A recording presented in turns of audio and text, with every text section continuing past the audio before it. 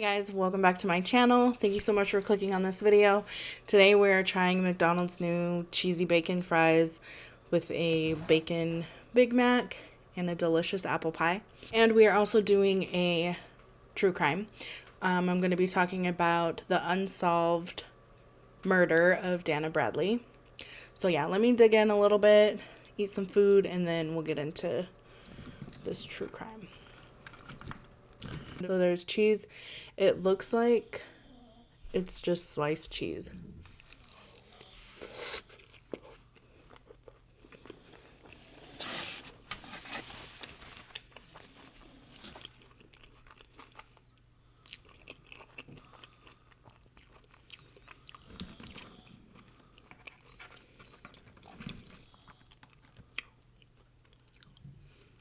Yeah, it looks like it's just sliced cheese. It's not like liquid cheese.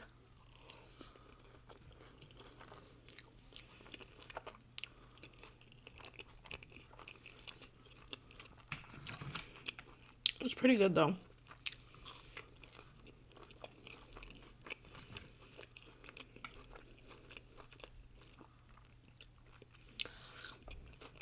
I feel like it does need sauce because the cheese is kind of thick. And it has like little bacon bits on it.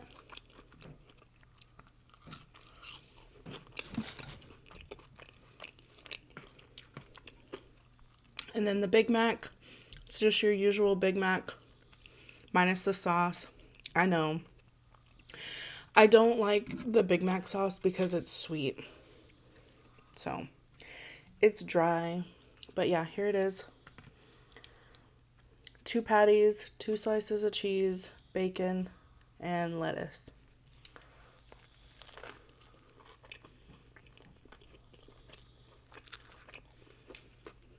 That bacon is extra crispy.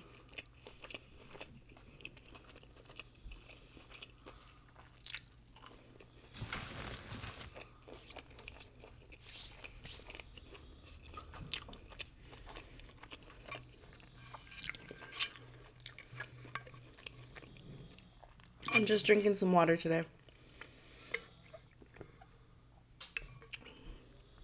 I don't think McDonald's has ever done anything like this.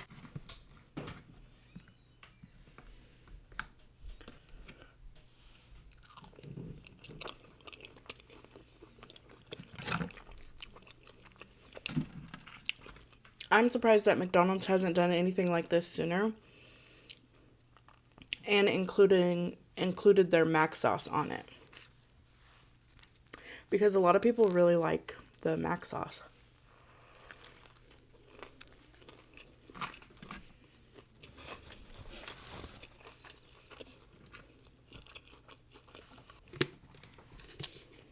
I have some ketchup here for my burger because it is a bit dry.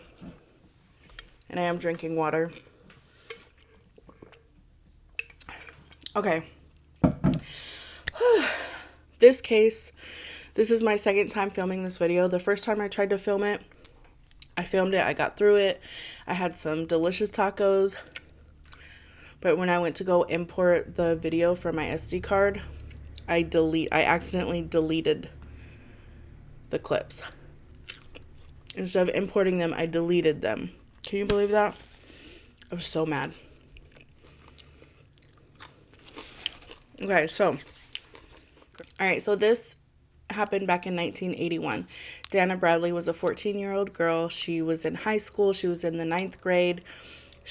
Her friends and her family described her as a very happy, social teenager. Her laugh and her smile was infectious. She had beautiful blue eyes. And she was raised by her mom and her stepdad. Her dad wasn't really involved in her childhood or anything. This happened in Newfoundland. I'm not sure how you pronounce it, but basically Newfoundland, I'm just going to say Newfoundland because that's comfortable for me. It's like a Canadian island. It's a large land and it's made out of small communities. So there's little towns throughout Newfoundland and they're very tight-knit communities. So Dana, she loved art. She got good grades in school. Her principal said that She was just a normal teenager. She didn't, she wasn't troubled. She had a very active social life. Her typical day was, to go to school and then hang out with friends for a little bit and then go home after that. Well, this day, it was December 14th. It also happened to be her mother's birthday. So her plans that day were to go to school, hang out with some friends, and then be at home in time to celebrate her mom's birthday.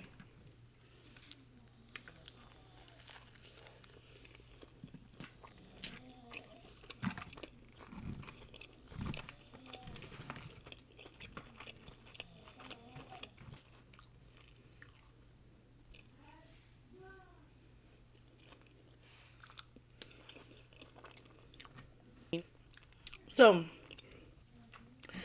her friends reported that she left school around 2:50 that day, and they were meeting up at a convenience store afterwards to go to her friend's house.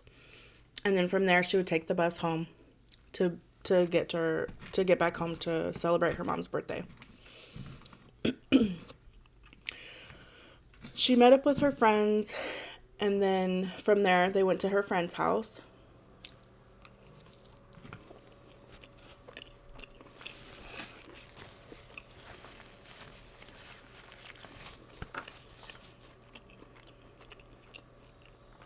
And they hung out, they gossiped, what typical 14-year-olds do. And then a short while later, she called her house. And there's mixed reports, but it was either her grandma or her mom that answered the phone. And she told him that her plan was to walk down to the bus stop on Topsail Road and catch the bus from there to be home.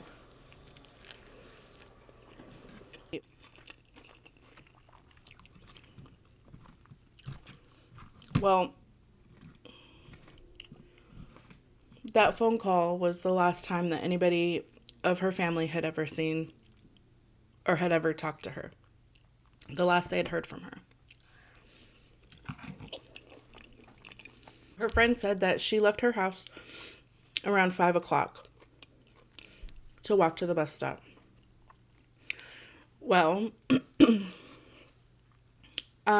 behind the bus stop, there was an empty lot, and there was two brothers there that were selling Christmas trees. It was in December. That's what they would do. They would sell Christmas trees at that lot. And during this time, they said it was around 5:20. Harry and John were their names, and they said that around 5:20, they saw Dana coming down to Topsail Road, and it looked like they remember talking to each other saying, "Oh, this little girl looks like she's gonna catch the bus," because they were taking a break from selling trees. They said it looked like she was gonna catch the bus, but then they saw that she had her hand out to hitchhike, and not shortly after that, a car pulled up, and she got in and left. They noticed that the car was a 4-door light beige, and they gave a brief description of the man. They said the car was in bad shape. It looked like it had rust, and the passenger door didn't work. Something was wrong with the passenger door because Dana couldn't open the door herself. The driver had to reach over and open the door for her, and she got in the car and left with him. And that was the last that anybody ever saw Dana besides her killer. Short while later, her family is worried because it had been a while since they had last spoken to Dana. She still wasn't home. They gave her the benefit of the doubt, saying, maybe she didn't leave in time maybe she didn't leave right after she had called them. But it started to get pretty late out, and then that's when her family started calling around to see if anybody had seen or heard from her. And they didn't get anything. Nobody had seen or heard from her. And so her mom called the police.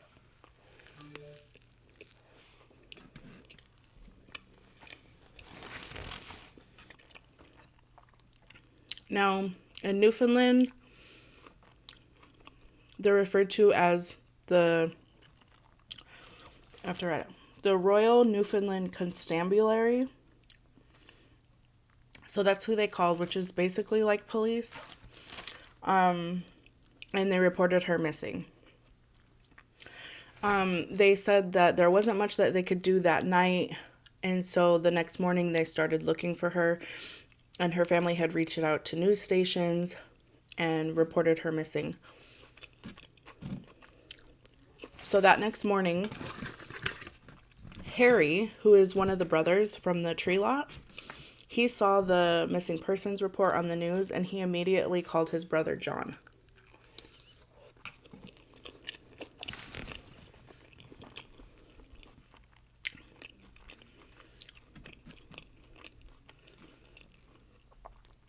By the time he called his brother John, his brother told him that he had already reported it to the police. And then they both went down to the police station and gave their description of the guy, and then a composite sketch was made of the suspected killer.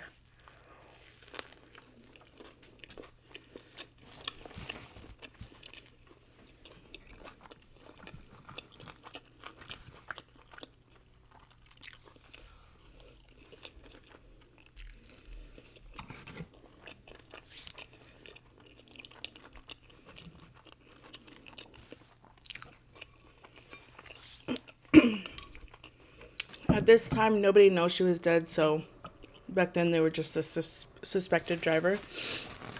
So the police then went and spoke with her friend, and her friend confirmed that she did leave her house around 5 o'clock the night before. They also went and visited a Tim Hortons, which was across the street from the bus stop that Dana was supposed to get on. And at that time, there was no video surveillance that they could check, and the employees there said they hadn't seen her. Over the next few days, they were searching for cars that met the description, and back then, the car type that they gave, it was a very popular car. It was a Plymouth, or I believe a Dodge. But anyways, back then it was a very popular car, so there was a lot of cars that they had to check out that matched the description that Harry and John gave the officers. Because this car was very common, there was a lot of leads the police had to track. Friday morning on December 18th, a man by the name of Dale, he was driving with his wife and kids, and that day they were having like a family day to go out and cut down their own tree. They thought it would be fun and just, a family outing. They drove to a place called Maddox Cove, which is in that area. It's known as like a dumping ground where people would just throw their old toys and just trash, just random odds and ends. He turned down a dirt road, and he figured Maddox Cove would be a good place because it was a dumping ground. Nobody would care if a tree was chopped down, and he wouldn't be in anybody's, he wouldn't be disturbing anybody while he was, chopping down the tree. Dale and his family walked into the woods, and he walked further into the woods, and then that's when he noticed that there was, he said, what looked like a mannequin, and he got closer and he noticed that it was a girl, and she was wearing blue jeans or blue pants and cowboy boots. His wife saw it, and she immediately suspected that it could be the body of Dana because it matched the description that the news gave. They said it seemed as if she was sleeping. There was like a nice fresh layer of snow, so there wasn't really any footprints or anything. So once they found the body, they stayed back and they rushed the kids back to the car. They got into the car and they headed to go to the police station to report what they found. On the way there, they saw a man who was chopping down wood, and he told the man to keep an eye on the area. I don't know if he told him that there was a body there, but he told the guy chopping wood to keep an eye on the area, and then Dale went to go report it to the police station. Police arrived on scene, and they immediately confirmed that it was the body of Dana Bradley. When the police got there, they thought it was odd because the way her body was laying, it was like neatly set out, and she was laid there as if, and I quote, they said burial style. She had her school books tucked into her arms, and it looked like her face had been cleaned off. So because of this, they thought that whoever it was that killed her had remorse, and that's the reason why she was laid in that fashion. So they made a plea to the public in hopes that the killer would come forward, but the killer never did. They also brought out, because there was fresh snow, they brought out propane tanks to help melt the snow to see if they could find any evidence, a murder weapon, anything that they could find to help them figure out who killed her. Let me start eating.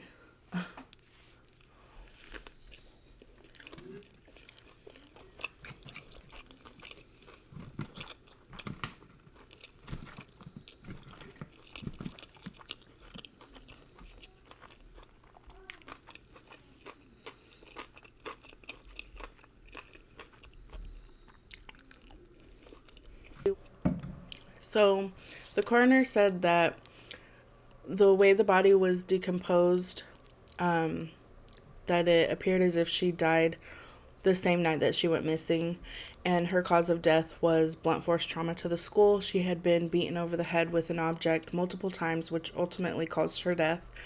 They were able to gather some DNA evidence. It was a little bit, but they were able to get DNA evidence from her fingernails, and she had also been sexually assaulted. So from the searches, there was about over 1,000 searches of the vehicles that the police examined. There was over 280 people on the list of suspects, and they did thousands of interviews to try and see if they could narrow down who this killer was. 2 witnesses then came forward and said that they saw a car and a guy that matched the description on the same night that Dana went missing. And they were able to give an even more detailed description of the suspect, and another composite was drawn. But after that, there wasn't any more leads as to who it could have been. It didn't help them narrow down any suspects from their list. Authorities became frustrated with the case because, they really didn't have a whole lot of evidence to go on, but they have never closed the case.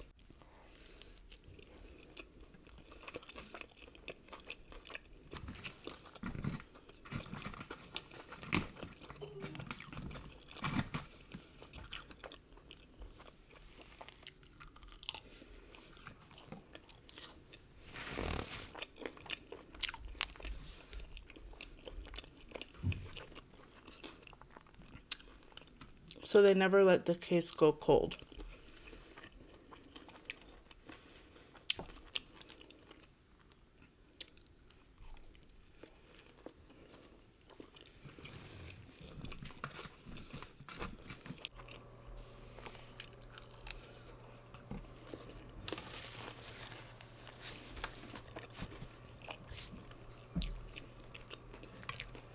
Okay, so it wasn't until 5 years later in 1986 when a man by the name of Dave Somerton confessed to the murder of Dana. And he basically said that he killed her with the weapon and the weapon was buried. He gave directions to where the weapon was buried. He gave some detail that wasn't released to the public that only the killer would know. So the police investigated it. They spent over $1 million trying to dig up the land where he said the weapon was buried, but they weren't able to find anything. But he ended up recanting his confession. He got a good lawyer and ended up recanting his confession, saying that he was suicidal when he wrote the confession because he was being interrogated and it was 18 hours, so it was a coerced confession. He didn't quite get let off the hook. He ended up getting 2 years for obstruction of justice.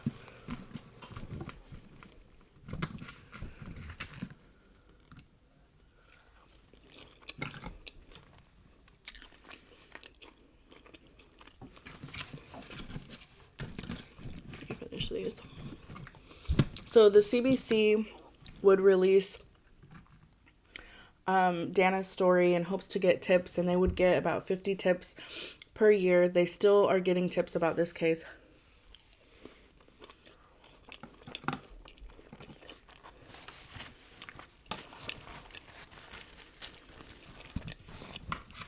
I'm done with that. I've never had this. So it looks like cherry cheesecake. I don't know. I've never had it, so we'll see.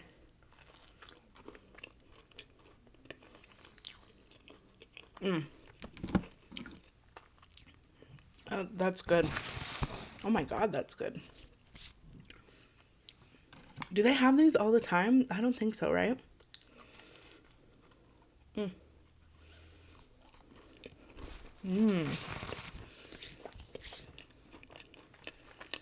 Okay, so then in 2011, a man named Robert comes forward. He takes his story to the police, or the constabulary. His story is investigated for 16 months. He claims that he was there in the car the night that Dana was murdered. And he claims that they were in his dad's car.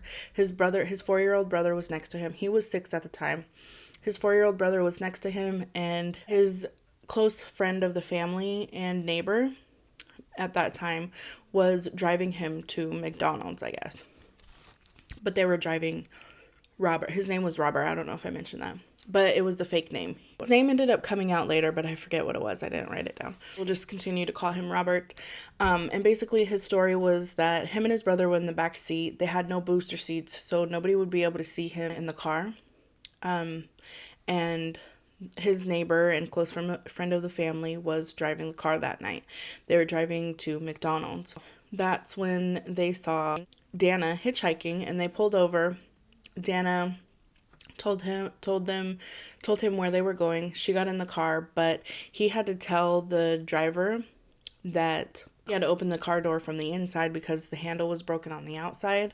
So the driver leaned over and opened the door, and he remembers Dana looking over and asking what their names were and what grade they were in.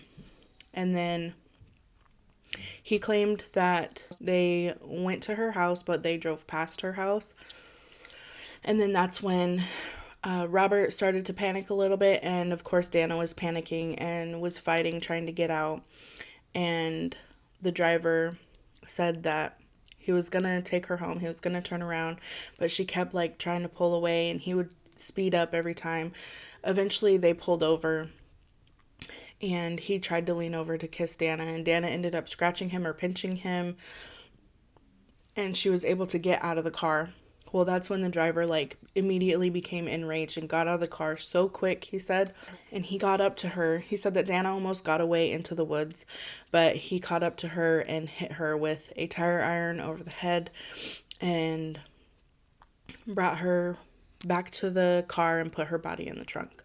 They drove up to Maddox Cove, drove over, and they left her body, and he said that he's the one that put the books in Dana's arms because he thought that she was gonna wake up and need her books to do homework and go to school the next day. But of course that didn't happen. So the reason why it took so long for him to come forward is because he said that he was molested by this man, the driver, at that age, and it led him to become an alcoholic, and he drank for years and years and years. And then it wasn't until he stopped drinking, and then 2 years later he started getting these suppressed memories of what had happened that night. And he said before he went to the police, he tried to tell himself, it wasn't real. Are these real? I don't know. But eventually he ended up going to the police. He claimed that the car that they were driving was buried on one of his dad's properties, and the police went to his dad, and basically they confirmed that yes, indeed, the cars were there. So because they investigated it for 16 months, Robert would go to the news and different investigators, and each time he would tell his story, some of the details would change, and some of the details that he would say was misinformation that was let out to the public. So that led the police to believe that Robert wasn't telling the truth, or maybe his memories were construed, they're false memories. People wanted the cars to be dug up, excavated, which the police didn't do anything because they didn't believe Robert's story. A private group ended up excavating the cars, but they found that when they were excavated, they were too deteriorated to even get any evidence from them. And then it turns out that the man who was the driver, I forget his name, but he was convicted of child molestation, and he was in prison. But his brother, Robert's brother, says he was 4 years old at the time, but he says that that never happened, or he doesn't remember it at least. I forgot to mention, so at the time that the cars were being dug up, Robert's dad's car was being dug up or excavated, the police resubmitted DNA, the DNA evidence that was found under Dana's nails. They resubmitted it for DNA testing, and it came back that to be that of an unidentified male.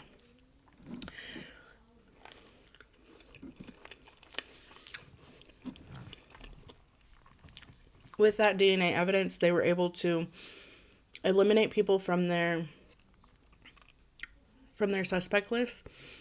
They were also able to eliminate the driver,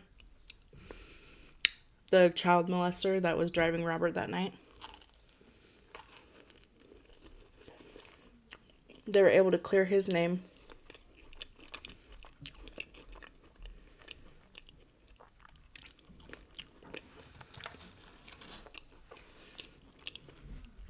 And they're still continuing to interview and get DNA from possible suspects to clear them from the list. Dana's story was very popular. There was a book written about her. There's a song written about her. And the CBC continues to report her story about every 10 years or so to hope to gain more tips. And they are, to this day, are still continuing to get tips. But none of them have led to any arrests or anything. So, there are multiple theories as to who people think could have killed her. The one theory is Dave Somerton, the man who confessed and then later recanted, just because of the fact that he had so many details that weren't released to the public.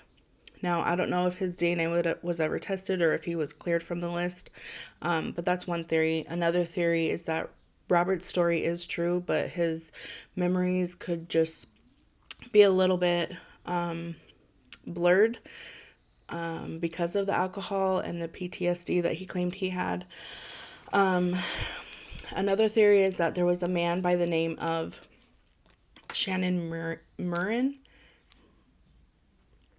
I think that's how you say it. Shannon Murrin, who was an accused murderer and sexual predator throughout from the 70s to the 90s. People think it was him because he had a car in that time. He was in the area around that time, around Christmas time, and he matched the description back then. Today, I believe he is working with investigators.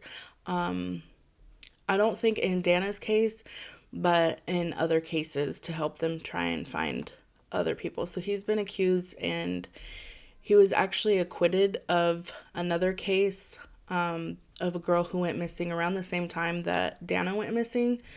So there's that theory. Another theory, it's somebody who knows the area, who lived in the area, and possibly knew her because of the way the body was laid, and also the area that she was. I guess only the people that live in that area would know that Maddox Cove is like a dumping ground. So for people to think to go to dump a body there, it would be somebody who would have to live there. Another theory is that it was just a complete stranger, and that person just happened to be on Topsail Road at the same time that Dana was hitchhiking a ride to get home, and maybe he had bad intentions but did not mean to kill her because of the way that her body was laid out. So that is really scary. If it was a complete stranger, I don't know, that just gives me the chills. But anyways, that's all the information that I could gather from investigating or researching this case. There's so much more information. If you feel like I've left anything out, please leave it down below in the comments. And yeah, thank you guys so much for watching, and I will see you guys in my next video. Bye.